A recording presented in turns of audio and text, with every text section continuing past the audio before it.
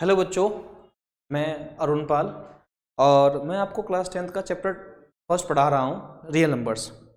Real numbers क्या होते हैं इस चीज़ को समझेंगे और ये समझने के बाद हम रियल नंबर्स के कंसेप्ट समझने के बाद जो है ना कुछ क्वेश्चंस करेंगे। ठीक है, तो शुरू करते हैं और सबसे पहले समझते हैं कि रियल नंबर्स होता क्या है। देखो, आज तक आपने जब भी आप काउंटिंग शुरू करते हैं तो आप काउंटिंग कहाँ शुरू करते हैं? आप काउंटिंग शुरू करते हैं हमेशा 1 से। तो जो नंबर 1 से स्टार्ट होते हैं ना, 1, 2, 3, 4, 5 और 6 एंड सो ऑन, कभी खत्म तो होते नहीं नंबर। तो इन नंबर्स को आप बोलते हो नेचुरल नंबर। इन नंबर्स को आप क्या बोलते हैं? नेचुरल नंबर्स बोलते हैं। अगर इन नेचुरल नंबर्स के आगे आप जीरो लगा देंगे तो ये क्या बन जाएंगे? ये बन जाएंगे, यही नेचुरल नंबर सारे के सारे बन जाएंगे होल नंबर्स। ये सारे क्या बन जाएंगे? होल नंबर्स बन जाएंगे। और अगर इन होल नंबर्स के लेफ्ट में नेचुरल नंबर की नेगेटिव फॉर्म लगा दोगे, -1, -2, -3, -4, -5 एंड सो ऑन, कभी खत्म नहीं हो रहा है, ठीक है, एंड सो ऑन, तो ये क्या बन जाएंगे? सारे के सारे इंटीजर्स बन जाएंगे। अब आप एक बात गौर करो, नेचुरल नंबर 1 से स्टार्ट हो रहे हैं, होल नंबर 0 से स्टार्ट हो रहे हैं, और इंटीजर्स में सारे नेचुरल नंबर भी आ गए, 1 2 3 4, सारे होल नंबर्स भी आ गए, और इंटीजर्स में जो नेचुरल नंबर है उनकी नेगेटिव फॉर्म भी आ रही है। मतलब कहने का मतलब ये है कि 1 2 3 4 5 एंड 6 ये सारे क्या है? Natural number. 0 1 2 3 4 5 एंड 6 आगे तक है, ये क्या है? Whole numbers. और अगर मैं लिखता हूँ 0 1 2 3 4 5 6 आगे तक है, -1 -2 -3 -4 एंड सो ऑन, ये सारे के सारे क्या है? इंटीजर्स। सारे नेचुरल नंबर होल नंबर में, सारे नेचुरल सारे होल नंबर मिलके इंटीजर्स में आ रहे हैं। सारे नेचुरल नंबर को आप इंटीजर्स बोल सकते हो, रिप्रेजेंटेशन होती है, जेड से रिप्रेजेंट करते हैं उसको। सारे नेचुरल नंबर को आप होल नंबर बोल सकते हो, सारे नेचुरल होल नंबर्स को आप इंटीजर्स बोल सकते हो, पर सारे इंटीजर्स होल नंबर और नेचुरल नंबर है ये जरूरी नहीं है। सारे इंटीजर्स में से सिर्फ वही इंटीजर्स होल नंबर हैं जो 0 और 0 के बाद में है, और सिर्फ वही नेचुरल नंबर है जो 1 और 1 के बाद में है। तो देखो, 1 1 1 नेचुरल भी है, होल भी है, इंटीजर भी है। 2 3 4 5 6 नेचुरल भी है, होल भी, इंटीजर भी है। बट 0 नेचुरल नहीं है, होल नंबर है। 0 इंटीजर भी है, पर -1 होल नंबर में नहीं आता, नेचुरल में नहीं आता, काई में आता है? सिर्फ इंटीजर्स में आता है अभी के लिए। माने जब आप कभी काउंटिंग करोगे तो आप -1 -2 थोड़े ना बोलते हो, आप काउंटिंग कभी किसी की 0 से स्टार्ट करते भी नहीं है। पर आपने क्रिकेट मैच जरूर देखा होगा, क्रिकेट मैच में जब ओवर्स स्टार्ट होते हैं ना, आपने गौर किया होगा, वहाँ पे जो ओवर स्टार्ट होता है उसमें नीचे लिखा हुआ आता है, लेफ्ट में, लेफ्ट बॉटम में लिखा हुआ आता है साइड में 0.1। इसका मतलब होता है कि पहले ओवर की पहली बॉल। फिर 0.2, फिर 0.3 सोन करते करते 0.6 ना आकर के 0.6 ना आकर के वो क्या बन जाता है? वो बन जाता है 1, यानी 1 ओवर कंप्लीट हो जाता है। तो वहां पर जो है ना होल नंबर से वो जो ओवर्स की जो काउंटिंग है उसको शुरू करते हैं, ठीक है। अच्छा जी,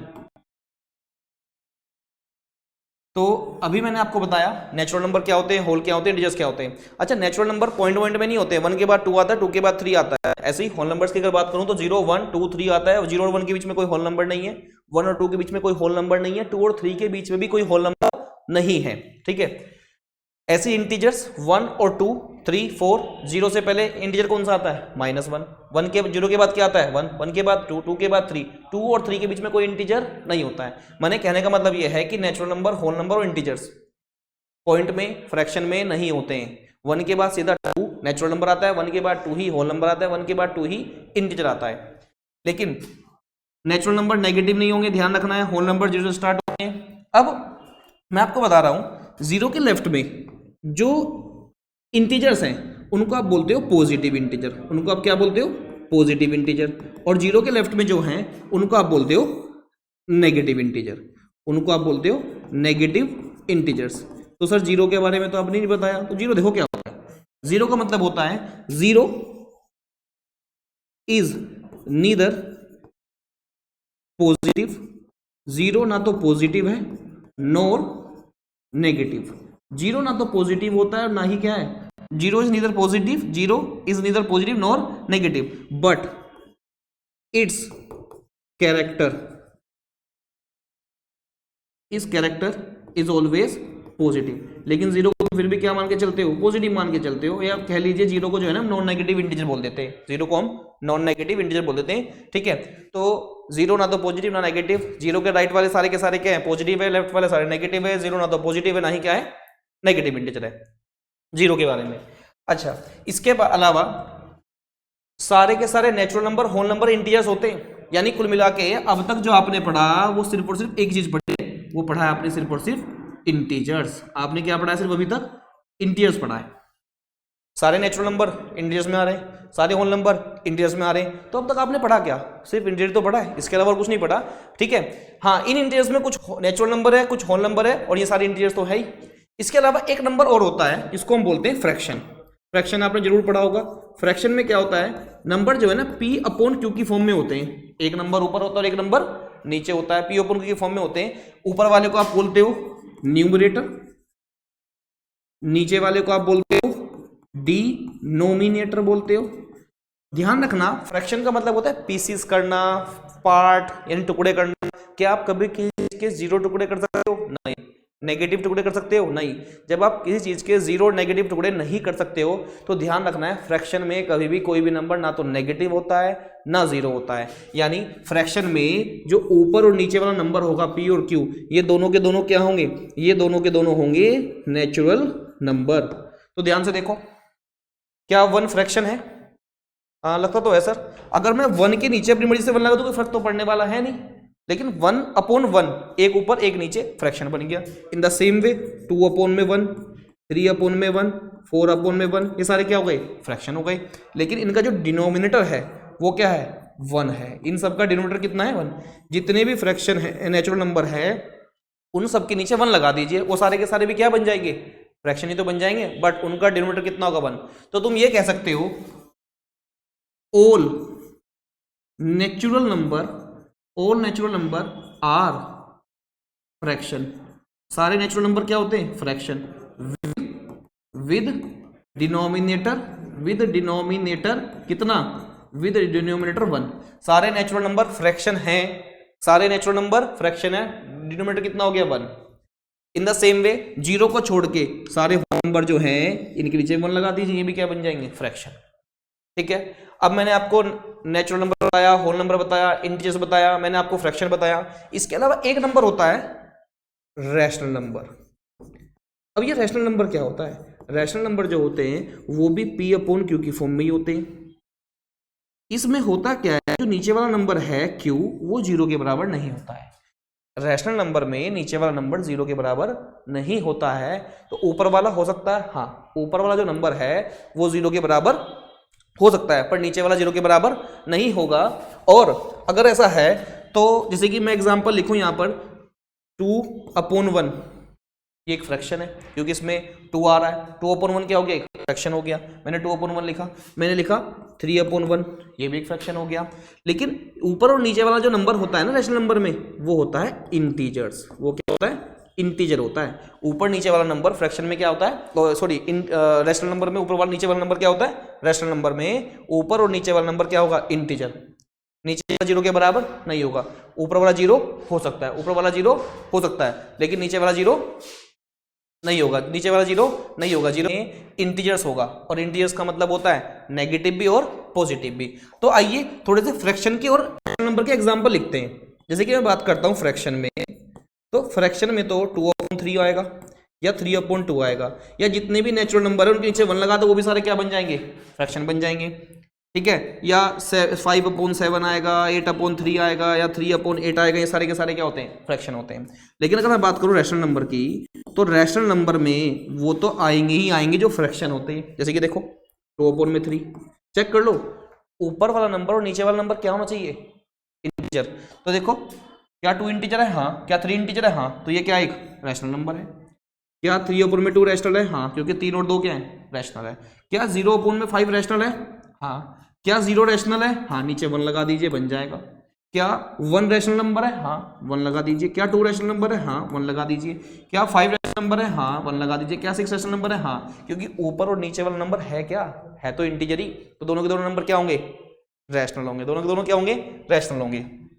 इसके अलावा इसके अलावा अगर आप देखें तो अगर मैं 0 को लूँ, 0 मैंने ले लिया, 1 ले लिया, जितने भी नेचुरल नंबर है सबके नीचे 1 लगा दीजिए, ये फ्रैक्शन बन जाएंगे और ये क्या बन जाएंगे, रैशनल नंबर भी।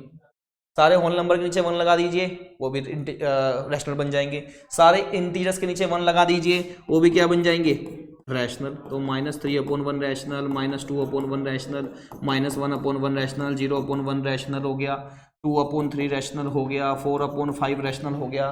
सारे के सारे नंबर क्या हो गए, रैशनल हो गए। तो कुल मिला के बात इतनी सी है, सारे के सारे जो नेचुरल नंबर है ना उनके नीचे 1 लगा दीजिए, वो भी रैशनल।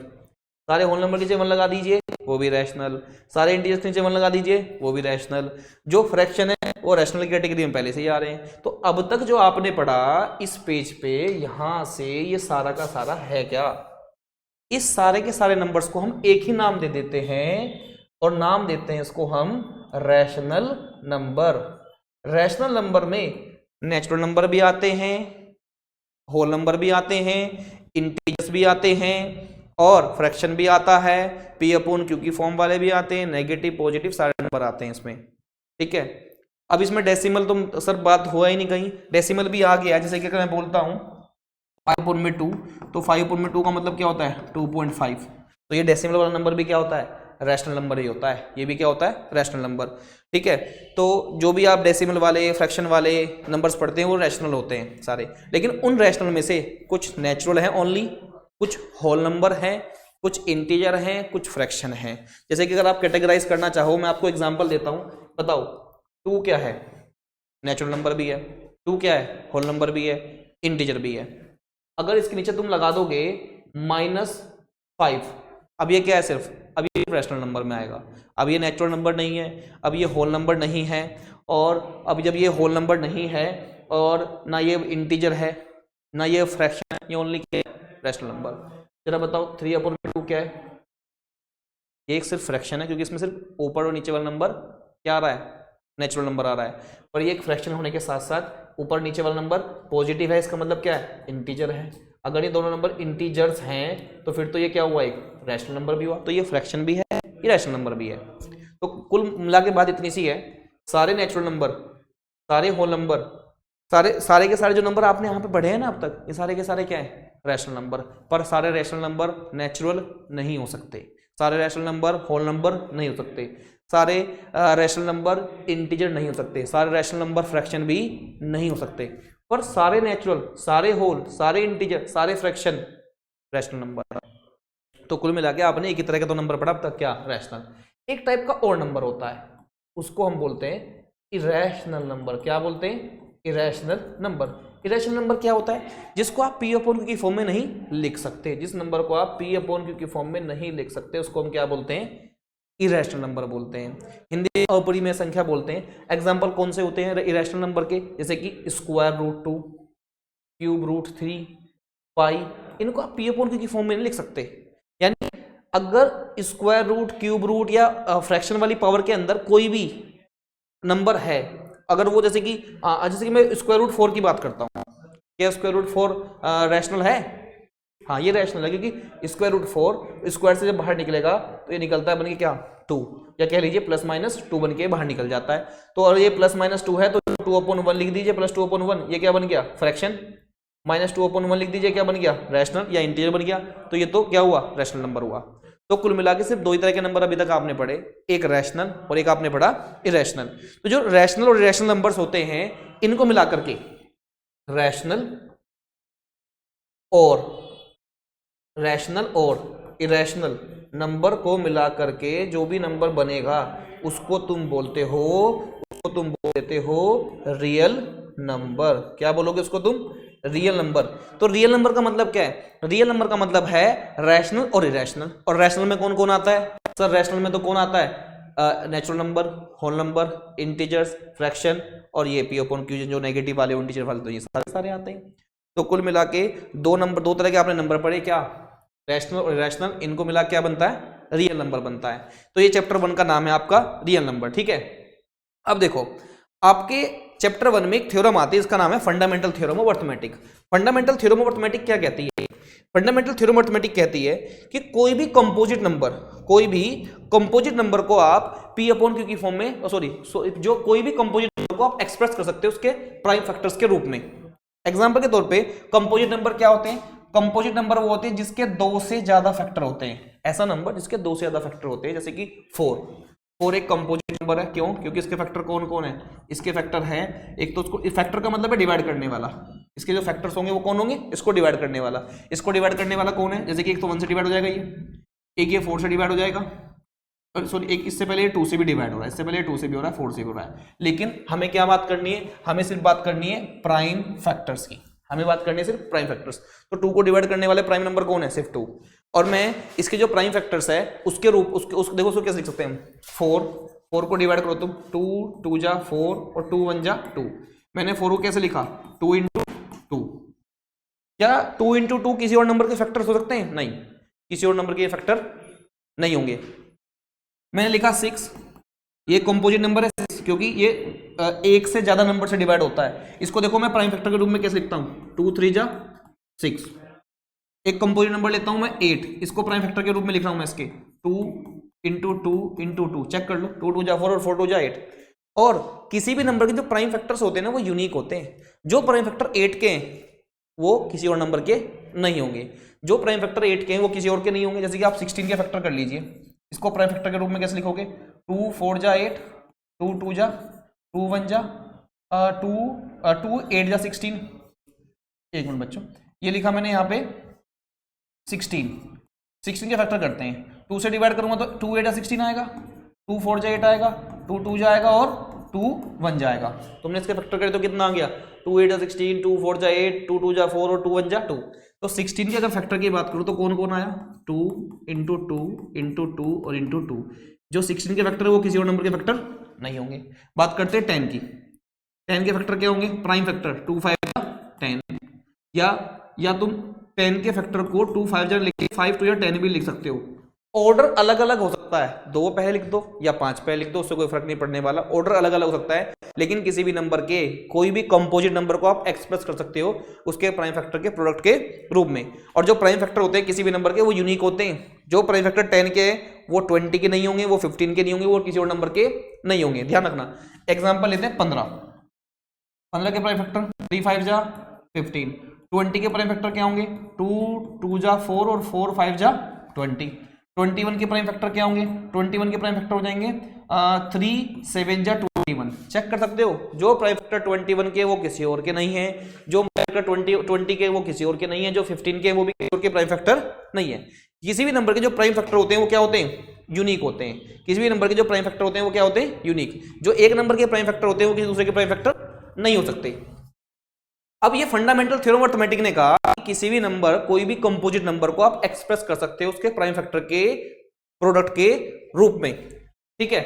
जैसे कि एक नंबर लेते हैं यहाँ पे 25 के प्राइम फैक्टर के करूंगा तो क्या आएगा? 5 इंटू 5। 5 5 कितना हो गया? 25 हो गया। 5 5 कितना हो गया? 25। अब एनसीईआरटी में फंडामेंटल थ्योरम अर्थमेटिक के अकॉर्डिंग एक क्वेश्चन है। अच्छा एक बात तुम ध्यान रखना, इस सवाल को समझने से पहले देखो कि मैंने यहाँ पे 10 लिखा, 10 के प्राइम फैक्टर कितना है? 2 5 या 10। मैंने लिखा 20 के प्राइम फैक्टर कितना है? 2 इंटू 2 इंटू 5। मैं लिखता हूँ 30 के फैक्टर। 30 के फैक्टर क्या आएंगे? 30 के आएंगे 2 इंटू 3 इंटू 5। 2 3 जा 6 और 6 5 जा कितना होता है? 30 होता है। किसी भी नंबर के जो प्राइम फैक्टर होते हैं वो क्या होते हैं? यूनिक होते हैं। इसमें आ नहीं रहा, जैसे कि मैंने यहाँ पे 10 लिखा तो 10 के प्राइम फैक्टर क्या होंगे? 2 इंटू 5, 2 इंटू 5। 20 के प्राइम फैक्टर क्या होंगे? 2 2 जा 4 और 4 5 जा 20। 30 के प्राइम फैक्टर क्या होंगे? 2 3 जा 6 और 6 5 जा 30।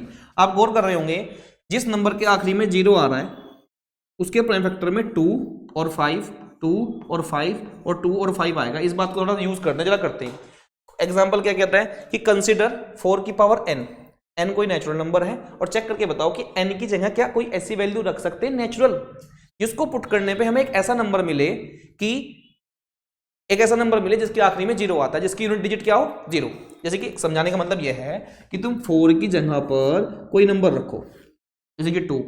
तो वैसे तो तुम्हें पता है कि 4 का स्क्वायर तो 16 होता है, पर ये कह रहा है कि 4 की जगह पर क्या कोई ऐसा नंबर लिख सकते हो जिसको पुट करने पे एक ऐसा नंबर आए जिसके आखिरी में 0 आए। जैसे कि मैंने एग्जाम्पल, ये गलत है, मैंने वैसे लिखा है, ये 10 की पुट करने पे क्या 0 आएगा? वैसे तो नहीं आता, ये नहीं आता। इस बात को समझते हैं। देखो हम यहां पर जो है ये पता करने के लिए कि ऐसा होगा कि नहीं होगा, ये पता करने के लिए देखो क्या करने वाले हैं, अभी फंडामेंटल थ्योरम ऑफ अर्थमेटिक का यूज करने वाले हैं ये पता करने के लिए कि किसी नंबर के फैक्टर ये होंगे कि नहीं होंगे। देखो, इफ द नंबर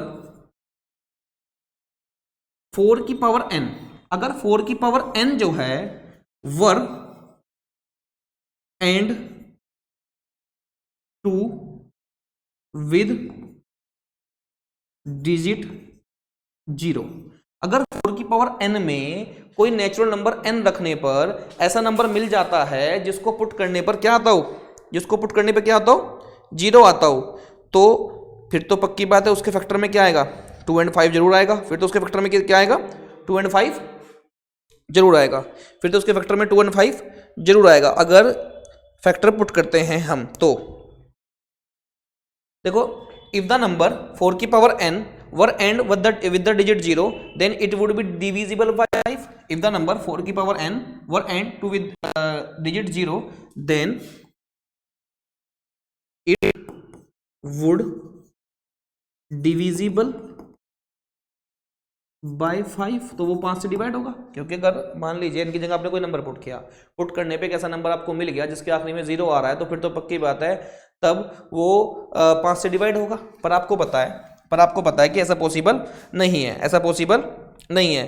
क्यों नहीं है पॉसिबल, क्योंकि this is not possible, but this is not possible, लेकिन ये पॉसिबल नहीं है, ये पॉसिबल नहीं है। क्यों पॉसिबल नहीं है, क्योंकि 4 की पावर n ये अगर फैक्टर करोगे तो आएगा 2 into 2, तो हो गया 4 और उसकी पावर कितना हो गया n, या कह लीजिए 2 जा कितना हो गया, तो 2 into 2 कितना होता है 2 की पावर 2 और उसकी पावर n, तो 2n हो गया। यहां पर अगर आप देखोगे 4 के आप कितने फैक्टर कर लो, 4 के फैक्टर करने पे क्या आएगा उसके आखिरी में, सिर्फ 2 into 2 into 2, यानी 4 के फैक्टर में तो सिर्फ टाइम फैक्टर क्या आने वाले हैं, सिर्फ 2 ही आएंगे। लेकिन अगर किसी नंबर के आखिरी में 0 आता है तो वो 5 से डिवाइड होगा। इसका मतलब ये हुआ कि 4 के फैक्टर में 5 जरूर आएगा। पर आपको पता है कि 5 के फैक्टर 4 के फैक्टर्स में 5 नहीं आता है, 4 के फैक्टर में 5 नहीं आता है। तो this is not possible, this is not possible, क्योंकि फंडामेंटल थ्योरम ऑफ अर्थमेटिक हमें क्या कहती है, तो so from fundamental theorem of arithmetic हमें क्या कहती है, फंडामेंटल थ्योरम अर्थमेटिक क्या कहती है कि फंडामेंटल थ्योरम अर्थमेटिक कहती है कि there are no prime in the prime, there is no natural number n, there are, arithmetic क्या कहती है कि there are no natural number n for which 4 की power n were ends with the digit 0। 4 की power n में आप कोई भी n पुट कर लीजिए, ऐसा कोई नंबर आपको नहीं मिलेगा जिसको पुट करने पे क्या आ जाएगा 0। क्योंकि अगर ऐसा हुआ कि 4 की पावर n में n की जगह कोई नंबर नेचुरल नंबर पुट करने पर आपको ऐसा नंबर मिल गया जिसको पुट करने पे 0 आ रहा है, तो फिर तो उसके फैक्टर में 5 आएगा। इसका मतलब उसके फैक्टर, और मान लीजिए आपने यहाँ पर पुट किया होगा, लेट से मान लीजिए आपने 4 की जगह 3 पुट किया होगा, उसके आखिरी में तो आ रहा है क्या 2 0 5 0 आ रहा है, आखिरी में उसके 0 आ रहा है। पर 4 के फैक्टर में तो 0 नहीं आना ना, पर 4 के फैक्टर में तो 5 आ रहा, और उसके फैक्टर में क्या आएगा 5 जरूर आएगा, क्योंकि आखिरी में क्या आ रहा है 0। यहाँ मैंने ये बात बताई कि जिस नंबर के आखिरी में 0 आता है उसके फैक्टर में 2 और 5 दोनों आते हैं। इसका मतलब ये हुआ कि 4 की पावर n कुछ पुट करने पर आखिरी में नंबर ऐसा जरूर आएगा जिसको पुट करने पे क्या आएगा 0, पर वो पॉसिबल नहीं हो रहा है फंडामेंटल थ्योरम अर्थमेटिक की वजह से।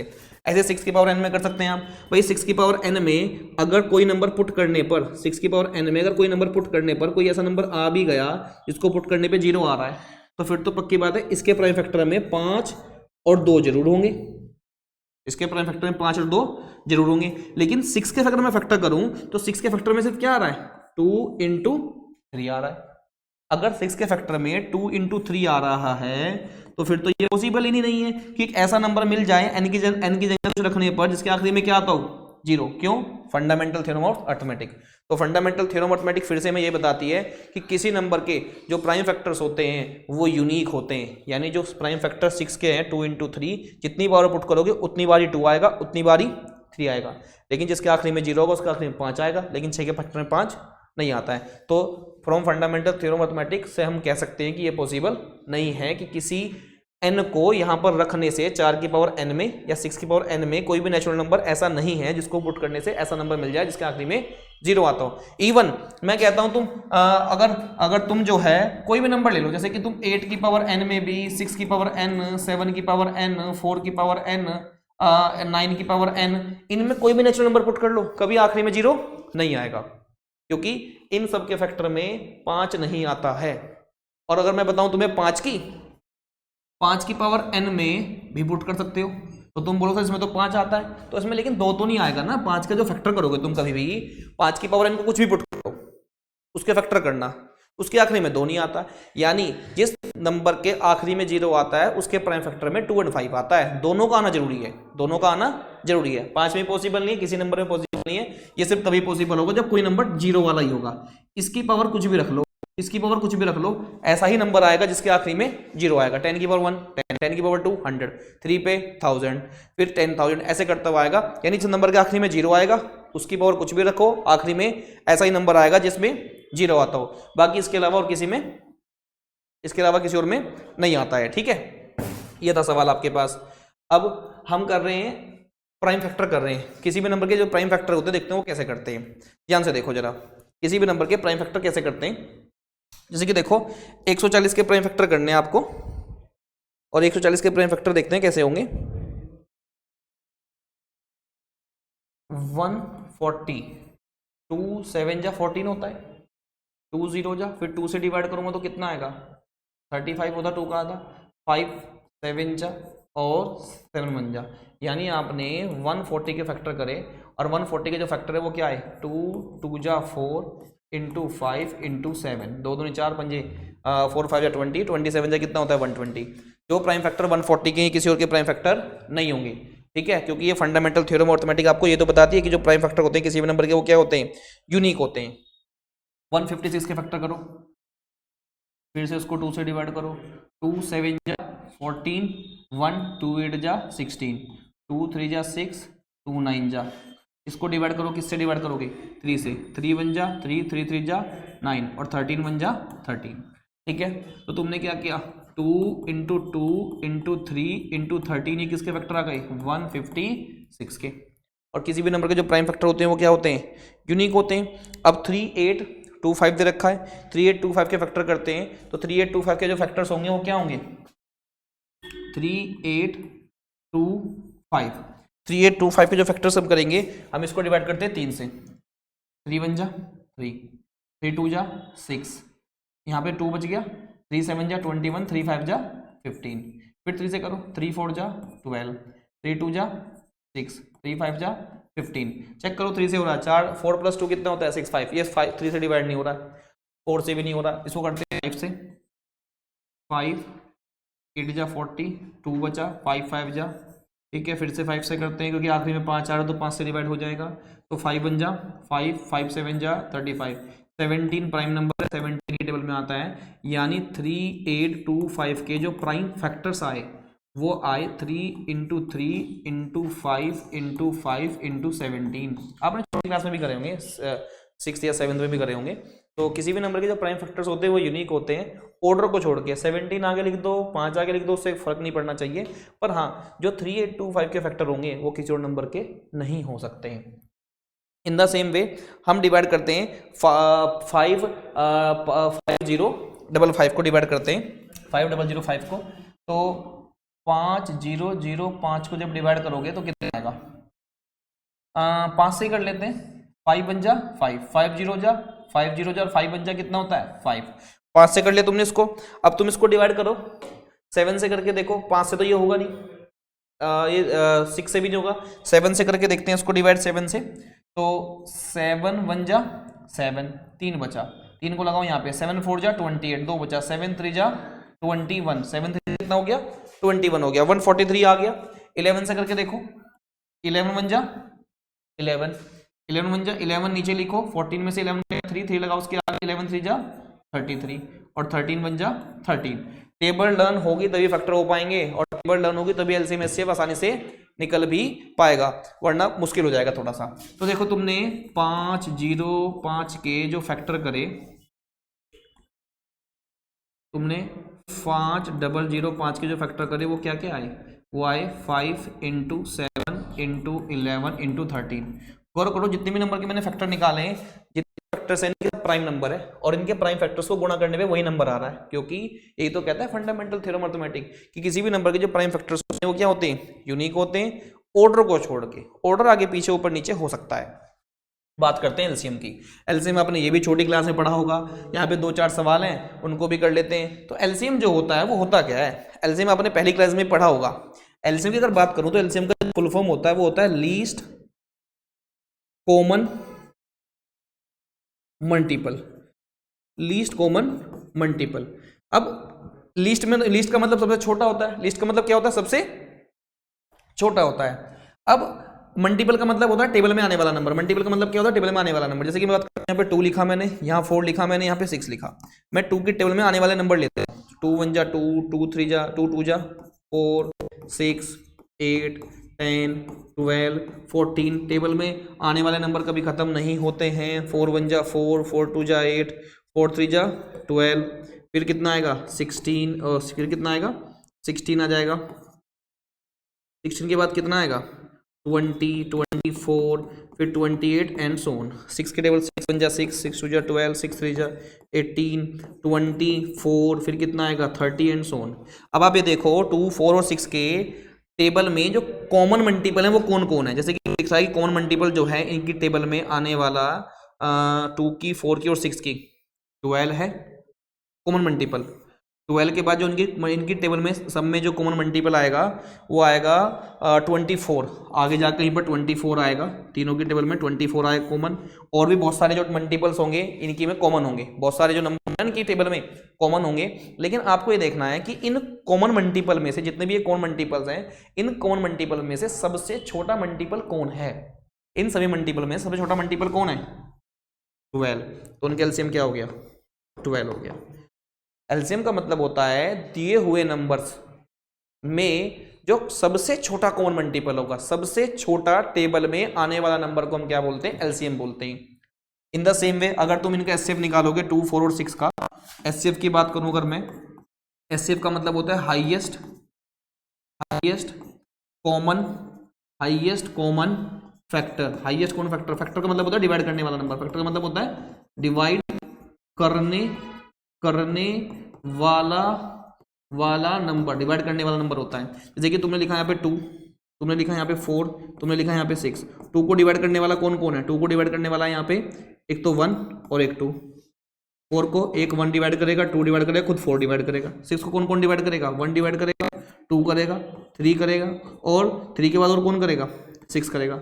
अब आपको देखना है कि इनमें कॉमन फैक्टर कौन है। कॉमन फैक्टर का मतलब जो तीनों को डिवाइड करे, एक तो 1 है और एक 2 है, और सबसे बड़ा कौन है 2। तो एचसीएफ हो जाएगा 2। एचसीएफ क्या हो जाएगा 2। एचसीएफ का मतलब होता है डिवाइड करने वाला, 2 या 2 से अधिक नंबर को डिवाइड करने वाला सबसे बड़ा नंबर जो होता है उसको हम क्या बोलते हैं, एचसीएफ बोलते हैं। 2 या 2 से बड़े नंबर को डिवाइड करने वाला सबसे बड़ा नंबर उसको हम क्या बोलते हैं, एचसीएफ बोल देते हैं। ठीक है बच्चों, अब देखो तो उम्मीद, अब एलसीएम निकालने का, एलसीएम को समझना बड़ा जरूरी है। टेबल आने जरूरी है तभी एलसीएम एचसीएफ समझ में आएगा। एलसीएम का मतलब होता है टेबल्स, 2 या 2 से अधिक नंबर की टेबल में आने वाला सबसे छोटा नंबर। एचसीएफ का मतलब होता है 2 या 2 से ज्यादा नंबर को डिवाइड करने वाला सबसे बड़ा नंबर। 2, 4 और 6 को 1 भी डिवाइड कर रहा है, 2 भी डिवाइड कर रहा है, पर दोनों में बड़ा कौन है 2। तो इसलिए 2 क्या 1 का एचसीएफ हुआ, 2 क्या 1 का एचसीएफ हुआ। अब देखो यहाँ पे ना एलसीएम एचसीएफ निकालते हैं कुछ नंबर्स का। हम जो एलसीएम एचसीएफ यहाँ पे निकालेंगे वो निकालेंगे प्राइम फैक्टराइजेशन मेथड से, जो आपने छोटी क्लास में सीखा होगा। जैसे कि यहाँ पे लिखा हुआ है 12, ये लिखा हुआ है 15, ये लिखा हुआ है 21। तीनों को एक साथ डिवाइड करने की कोशिश करते हैं, ये एलसीएम निकाल रहे हैं। तो 2 6 जा 15 तो होगा नहीं, 21 भी नहीं होगा, ये हो जाएगा 2 3 जा 6, 15 तो होगा नहीं, 21 तो होगा नहीं। अब करते हैं 3 से, 3 1 जा 3, 3 5 जा 15, 3 7 जा। अब करता हूँ 5 से, 5 1 जा 7 तो नहीं होगा, तो ऐसे ही लिख दीजिए। अब तो हो जाएगा 7 1 जा 7। अब जो उसके ये फैक्टर आए ना, ये जो फैक्टर आए इनको जरा करके देखो मल्टीप्लाई, 2 इंटू 2 इंटू 3 इंटू 5 और इंटू 7। 2 2 जा कितना होता है 4, 4 3 जा कितना होता है 12, और 12 5 जा कितना होता है 60, और 67 जा कितना होता है 420। यानी 420 वो सबसे छोटा नंबर है। 420 12 15 की टेबल में आने वाला वो सबसे छोटा नंबर है जो इन तीनों के टेबल में आता है। 420 से 420, 420 मूवी का नाम भी है। 420 वो सबसे छोटा नंबर है जो इन तीनों की टेबल में आता है और सबसे छोटा है। इसके अलावा इनकी टेबल में बहुत सारे नंबर आ रहे हैं, पर तीनों की टेबल में कॉमनली सबसे छोटा 420 आता है। एचसीएफ निकालते हैं इनका। एचसीएफ निकालने के लिए क्या करोगे तुम, 12 के फैक्टर अलग करोगे, 15 के फैक्टर अलग करोगे, 21 के फैक्टर अलग करोगे। इसे करते हैं 2 6 जा 12, 2 3 जा 6 और 3 1 जा 3। 15 करो फैक्टर, 3 5 जा 15 और 5 1 जा 5, 3 7 जा 21 और 7 1 जा 7।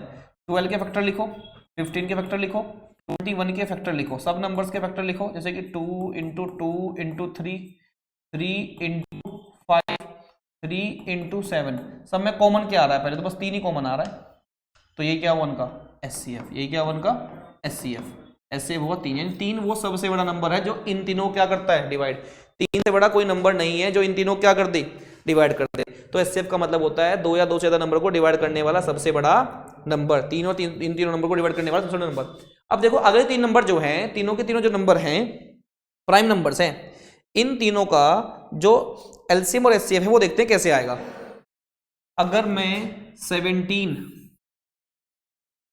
23 और 29 को एक साथ डिवाइड करने की कोशिश करता हूँ, 17 1 जा 17, 17 सिर्फ 17 के टेबल में आता है, तो 23 एज इट इज आएगा, 29 एज इट इज आ जाएगा, 23 1 जा 23 हो जाएगा इस बार, 29 बच जाएगा, और 29 1 जा 29 हो जाएगा।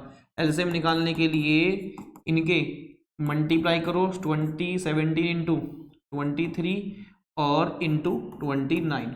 17 के 23 में मल्टीप्लाई कर लीजिए, 3 7 जा 21, कैरेट लगा 2, 3 2 जा 6 और 2 कितना, 3 1 जा 3 और 2 कितना हो गया 5, 17 2 जा कितना हो गया 34, 1 9 और ये 3, फिर 29 से इसकी मल्टीप्लाई कर लीजिए, 9 1 जा 9, 9 9 जा 81, कैरेट लगा 8, 9 9 3 जा 27, 28 आ जाएगा मल्टीप्लाई, 2 1 जा 2, 2 9 जा 18 का 8, कैरेट लगा 1, 3 2 जा 6 और 1 7, ये आया 9, 8 प्लस 2 कितना होता है 10, कैरेट लगा 1, 8 और 8 16 और 1 17 का 7, कैरेट लगा 1, 7 और 2 9 9 और एक कितना होता है 10 10 709।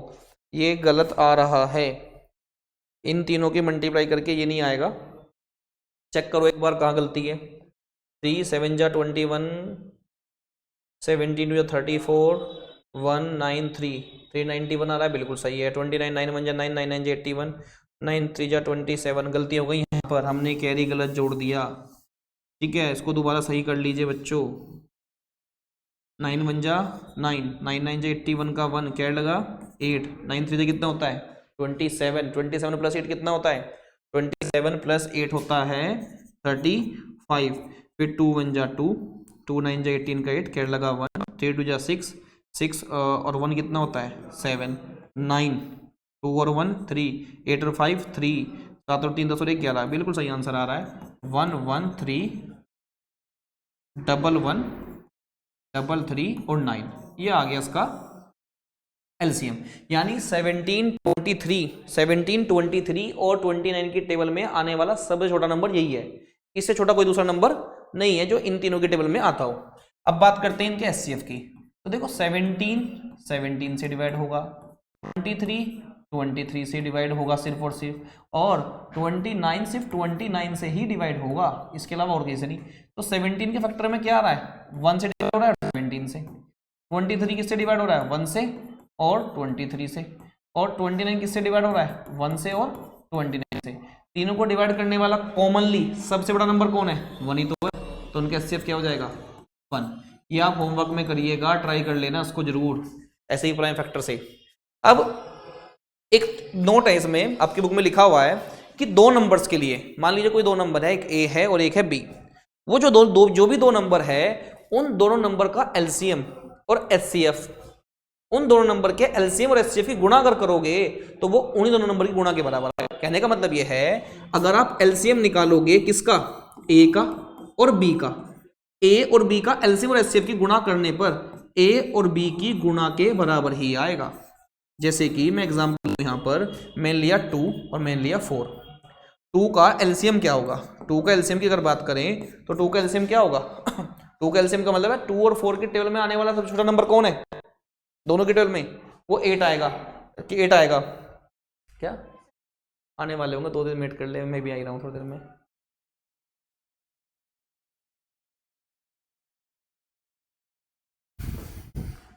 पूछूं मैं, तू चली जा, क्योंकि फिर तो क्लास 4:30 तक ही ना, तो फिर लेट ही हो जाएगी, तो चली जा नहीं। कट।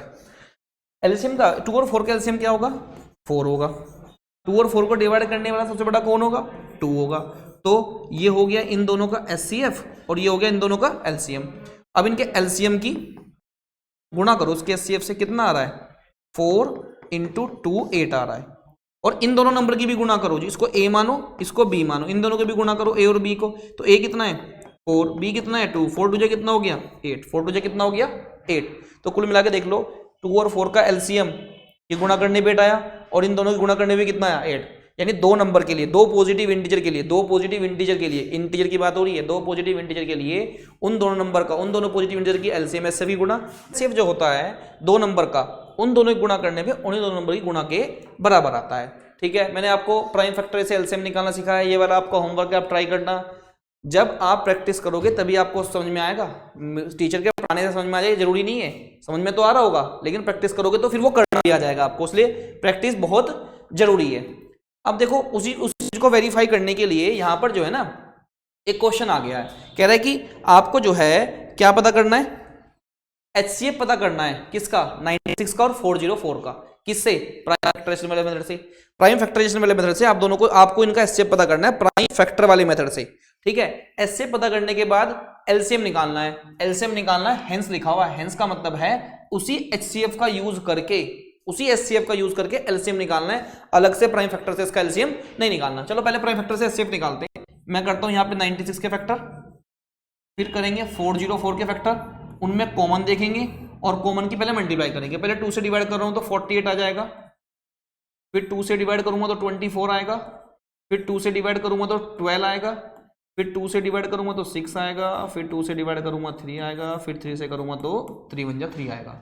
इसको भी करो 2 से, 2 2 जा 4 0, 2 2 जा 4, फिर से 2 से करो, 2 1 जा 2 0 और 2 1 जा 2। अब 101 को किससे डिवाइड करोगे, 101 को किससे डिवाइड होगा, 101 तो सिर्फ 101 से ही डिवाइड होता है, 101 किसी के टेबल में नहीं आता, खुद के टेबल में आता है, बस ये एक प्राइम नंबर है। अब देखो 96 के फैक्टर लिखो यहाँ पे, यहाँ 404 के फैक्टर लिखो।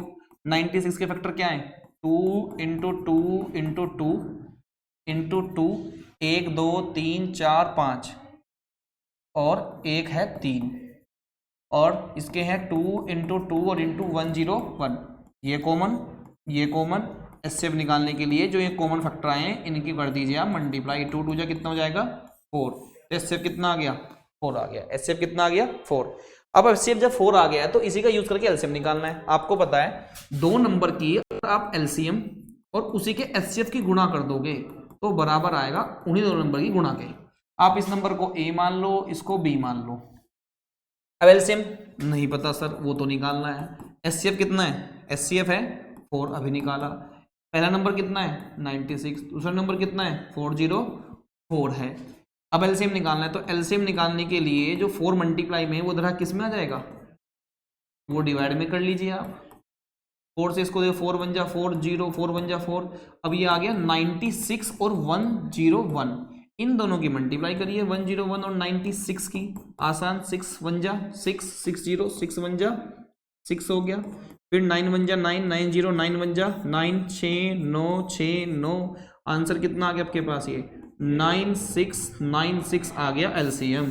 तो आप एलसीएम अलग से निकाला है, उसी एचसीएफ का जो पहले निकला था उसी एचसीएफ का यूज करके आपने क्या किया है, एलसीएम निकाला है। ठीक है, अच्छा जी, अगला सवाल दे रखा है। फिर अगला जो सवाल है उसका फिर से तुम्हें एचसीएफ दिया हुआ है और क्या निकालना है आपको, एलसीएम निकालना है। एचसीएफ दिया हुआ है और क्या निकालना है, एलसीएम निकालना है आपको। देखो कैसे करेंगे, तो आपको फिर से पता है एलसीएम इंटू एचसीएफ बराबर किसके होता है, ए इंटू बी के। इनमें से एक नंबर ये मान लो, एक नंबर को बी मान लो। ए कितना है 306, बी कितना है 657, एलसीएम कितना है सर वो तो निकालना है, एलसीएम निकालना है। एचसीएफ कितना है 657, तो ये 657 किस नहीं सॉरी एलसीएम एचसीएफ 9 है, एलसीएम निकालना है, एचसीएफ 9 है, 9 को डिवाइड में ले जाओ तो एलसीएम कितना आएगा 306 इंटू 657 और अपोन में 9, 9 से इसको डिवाइड कर लो, ये 9 से डिवाइड हो जाएगा, 9 1 जा 9, 9 3 जा 27, 3 बचा, 9 4 जा 36, कितना बचा 34 और 657, 90 कितना आया ऊपर बचा हुआ है 34 और इंटू 657। इनकी मल्टीप्लाई कर लीजिए, इनकी मल्टीप्लाई करनी तो आपको आती होगी, इनकी मल्टीप्लाई करके आएगा 2233 8 आ जाएगा, 2233 और 8 आ जाएगा एलसीएम का। ठीक है, तो ये मेरा एचसीएफ निकाला आपने। तो ध्यान रखना, दो नंबर की एलसीएम और एचसीएफ की गुणा उन्हीं दोनों नंबर की गुणा के बराबर होती है। ठीक है बच्चों, अब देखो थ्योरम 1.2 क्या कहती है, थ्योरम 1.2 ये कहती है कि अगर कोई प्राइम नंबर p डिवाइड करता है किसी नंबर के स्क्वायर को, तो वो प्राइम नंबर उस नंबर को भी डिवाइड करेगा जिसको वो स्क्वायर होगा। समझाता हूं कैसे। मान लीजिए कि 5 कोई प्राइम नंबर है, हाँ है सर, ये डिवाइड करता है 25 को, तो इट इंप्लाइज ये डिवाइड करेगा किसको, जिसका 5 स्क्वायर होगा। 5 किसका स्क्वायर है, 25 किसका स्क्वायर है 5, तो 5 को डिवाइड करेगा कितना आएगा 1। इन द सेम वे 3 एक प्राइम नंबर है, 3 एक प्राइम नंबर डिवाइड करता है 9 को, 3 एक प्राइम नंबर डिवाइड करता है 36 को, तो इट इंप्लाइज अगर 3 एक प्राइम नंबर है वो 9 को डिवाइड कर रहा है, तो 9 किसका स्क्वायर है 3 का, तो वो 3 को भी डिवाइड करेगा, आंसर आएगा 1। 3 एक प्राइम नंबर है वो डिवाइड कर रहा है किसको 36 को, 36 किसका स्क्वायर है 6 का, तो ये इसको भी डिवाइड करेगा, आंसर आएगा 2। इसी तरीके से और देखिए 2 एक प्राइम नंबर है, डिवाइड कर रहा है 4 को, 4 किसका स्क्वायर है, इट इंप्लाइज का सिंबल है, 4 किसका स्क्वायर है 2 का, तो 2 को भी डिवाइड करेगा, आएगा 1। 2 एक प्राइम नंबर है, डिवाइड कर रहा है 16 को, 16 किसका स्क्वायर है 4 का, तो 4 को भी डिवाइड करेगा, आंसर आएगा 1। यानी अगर कोई प्राइम नंबर किसी नंबर के स्क्वायर को डिवाइड करता है तो वही प्राइम नंबर डिवाइड करेगा किसको, उस नंबर के जिसका, उस नंबर को भी जिसका वो स्क्वायर होगा। ध्यान रखना है ए पॉजिटिव इंटीजर है, ए क्या है पॉजिटिव इंटीजर। इंटीजर कभी पॉइंट में फ्रैक्शन में नहीं होते हैं, इंटीजर पूरा नंबर होता है, 1 के बाद 2 आता है, 2 के बाद 3 आता है। ठीक है, अब देखो अगली थ्योरम है 1.3। जब हम 1.3 थ्योरम करेंगे तो हम यूज करेंगे 1.2 थ्योरम का। 1.3 थ्योरम प्रूव करने के लिए 1.2 का यूज करेंगे। पेपर में सवाल आता है तो ये इंपॉर्टेंट है, ऐसा नहीं इसके जैसे सवाल √3 के लिए आ जाएगा, 3 + √5 के लिए आ जाएगा प्रूव करने के लिए। थ्योरी थोड़ी सी आपको प्रैक्टिस करनी पड़ेगी, याद करने की कोशिश मत करना, समझोगे तो अपने आप हो जाएगा। ठीक है, तो हमें प्रूव करना है कि √2 जो है, √2 जो है एक रैशनल नंबर है। ये प्रूव करने के लिए देखो हम यहाँ पे क्या करेंगे, हम यहाँ पर कर रहे हैं, सबसे पहले हम इसको जो करने वाले हैं वो करने वाले हैं कॉन्ट्रारी मेथड से। सबसे पहले हम ये मानेंगे कि हमें पता है वैसे तो √2 इरेशनल है, ये बात हमें पहले से ही पता है, हमने पढ़ लिया है, लेकिन हम क्या मान के चलेंगे, इसको रैशनल मान के चलेंगे। अगर तुम √2 को रैशनल मान के चल रहे हो तो आप इसको फिर P/Q या R/S की फॉर्म में लिख सकते हो, क्योंकि ये तो रैशनल है ना, तो उसको तुम एक नंबर ऊपर एक नंबर नीचे रैशनल नंबर की फॉर्म में लिख सकते हो। S 0 के बराबर नहीं होता है। सपोज करो R और S का 1 के अलावा कोई कौन फैक्टर है, मान लो R यहाँ पर 6 है और S यहाँ पर 12 है, तो 6 और 12 का तो कॉमन फैक्टर है कौन 6 ये 6 बन जा 6 हो गया, और 6 क्या हो गया 12। क्या पता R और S ऐसे नंबर हो जिनके कॉमन फैक्टर हो 1 के अलावा, तो तुम उस नंबर से, उस कॉमन फैक्टर से क्या कर दोगे, R और S को डिवाइड कर दोगे। जब तुम R और S को डिवाइड कर दोगे उस कॉमन फैक्टर से, तो ये कुछ इस प्रकार बन जाएंगे, जैसे ये 1/2 बना हुआ है, जैसे ये 1/2 बना है, जैसे कि ये 6/12 है, इसको डिवाइड करोगे तो ये 1/2 बन जाएगा ना। तो हो सकता है कि R ये हो, S ये हो, R और S अगर ऐसे कुछ नंबर है जिनके प्राइम फैक्टर, जिनका कॉमन फैक्टर 1 के अलावा भी कोई और है, तो तुम उसको डिवाइड करोगे इससे, तो ये 1/2 बन जाएगा। जब ये 1/2 जैसा बन जाएगा तो उसको तुमने लिख दिया A/B में। अब ए और बी का 1 के अलावा कोई और कॉमन फैक्टर नहीं है, और ऐसे नंबर जिनका 1 के अलावा कोई और कॉमन फैक्टर नहीं होता है उन नंबर को आप बोलते हो को प्राइम नंबर। क्या बोलते हो? को प्राइम। को प्राइम नंबर का मतलब होता है जिसका 1 के अलावा कोई और कॉमन फैक्टर नहीं होता। जैसा 1 के अलावा कोई और कॉमन फैक्टर नहीं होता उनको हम क्या बोलते हैं? को प्राइम बोलते हैं। तो अब रूट 2 किसके बराबर आ गया? ए अपॉन बी के। हम यहां क्या करेंगे, दोनों तरफ स्क्वायरिंग करेंगे और रीअरेंज करेंगे।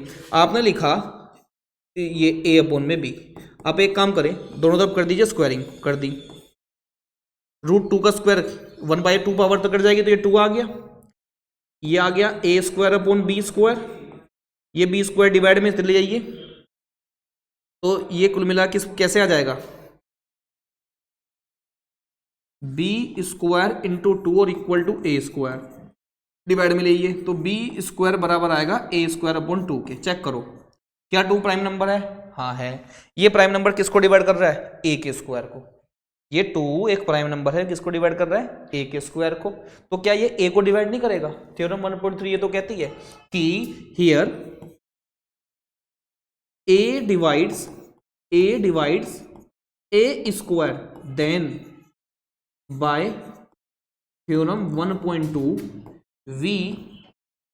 वी कैन से दैट, हम कह सकते हैं, वी कैन से दैट हम कह सकते हैं कि 2 डिवाइड्स ए, तो 2 किसको डिवाइड करेगा? फिर तो 2 ए को भी डिवाइड करेगा, फिर तो 2 किसको डिवाइड करेगा? ए को डिवाइड करेगा, क्योंकि थ्योरम ये तो कहती है, तो 2 डिवाइड ए।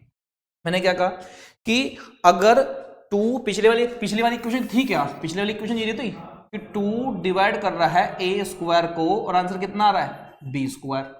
जब 2 डिवाइड कर रहा है ए स्क्वायर को, तो 2 दैट इज, दोबारा लिख रहा हूं मैं, that is 2 divides A square. जब 2 ए स्क्वायर को डिवाइड करेगा, देन 2 डिवाइड्स ए, तो 2 डिवाइड करेगा ए को भी बाय थ्योरम 1.2 से। ये बात आ गई।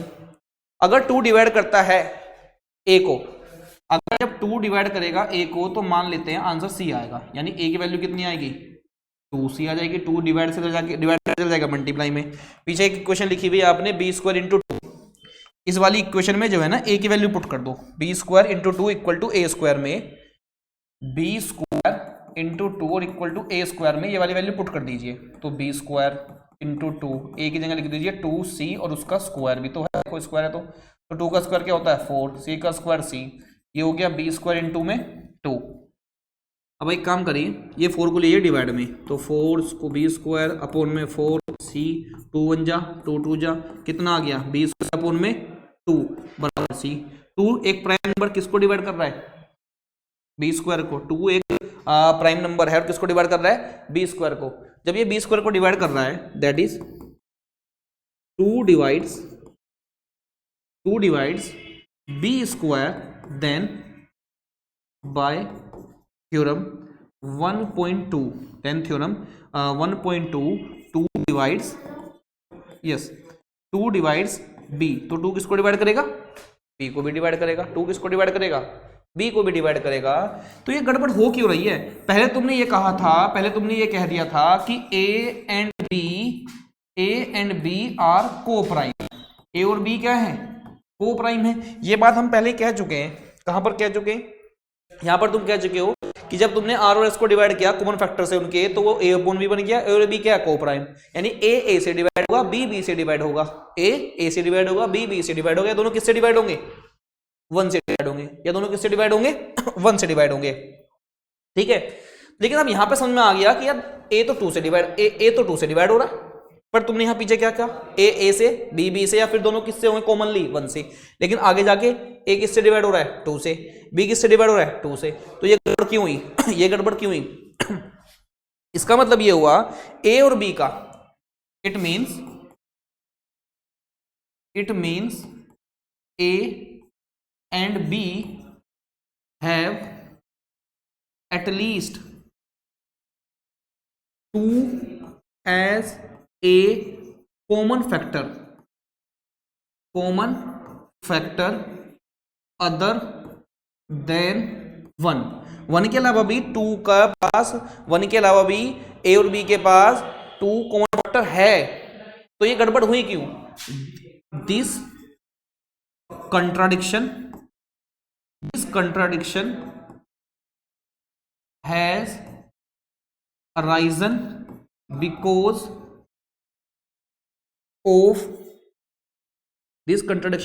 because of our incorrect assumption that under root 2 is rational. ये गड़बड़ इसलिए हुई है क्योंकि हमने स्टार्टिंग में अंडर रूट 2 क्या मान लिया था? इरेशनल। सो हम ये मान के चलते हैं, इसलिए हम ये मानेंगे कि so we conclude that under root 2 is a rational number. Under root 2 क्या है?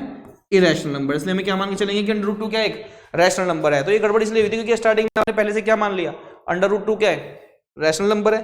पर स्टार्टिंग में समझ में आया कि ए और बी का 1 के अलावा और भी कौन फैक्टर आ रहे हैं?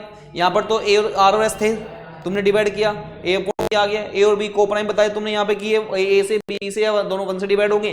आगे जाके पता चला कि नहीं है तो 2 से भी डिवाइड हो रहे। तो ये गड़बड़ इसलिए हुई क्योंकि आपने स्टार्टिंग में क्या कर लिया था? इनकरेक्ट अजम्पशन कर ली थी। ठीक है, ये चैप्टर के इतने क्वेश्चन अभी हो गए हैं, कंसेप्ट हो गए हैं। आगे मैं भी और क्वेश्चन इसके डालूंगा। ठीक है, और आप इसको प्रैक्टिस करिए। जब आप प्रैक्टिस करेंगे तभी तुम्हें क्या आएगा? काम करना आएगा। जब भी तुम क्वेश्चंस प्रैक्टिस करोगे उसका फॉर्मूला लिखना उतना ज्यादा तुम्हें करना आएगा। ठीक है बच्चों, तो मिलते हैं अगली क्लास में। तब तक पढ़ते रहिए, बढ़िया से मेहनत करिए। Okay, bye bye, Tata.